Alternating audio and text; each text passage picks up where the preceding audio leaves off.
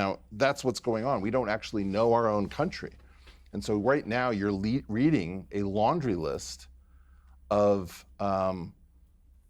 bizarre items with no context in which to put them, partially because what you're seeing is graft, and partially because it's destabilizing other nations. You have a friend, Mike Bentz. He's been at the forefront of this story and says, if anything, he goes further than you, saying USAID is a rabbit hole. I want to play the clip from him. I've been saying for so long, I mean, there really is a sort of USAID Truman Show that much of the world lives in. You know, many people found out for the first time this week that 90% of media in Ukraine is funded by USAID. Many people are just now finding out, the extent of U.S. media organizations that are funded by USAID. They're finding out the reach of it in everything from the unions to social media censorship to pandemic and gain of function research to strange ties even to things like terrorism and the drug trade.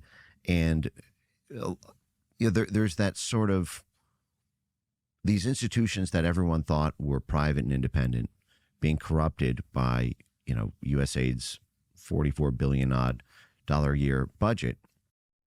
I mean, fascinating to hear that. Dave Rubin said the USAID story is way bigger than most people realize.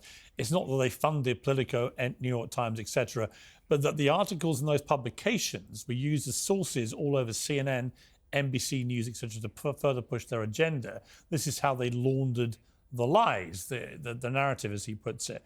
And that certainly will be the belief of skeptical people here, won't it? It'll be, hang on, so taxpayer money was being directly pumped, millions of it, to media organizations here and in other countries, and was then being used by those media organizations to put out whatever narrative suited them.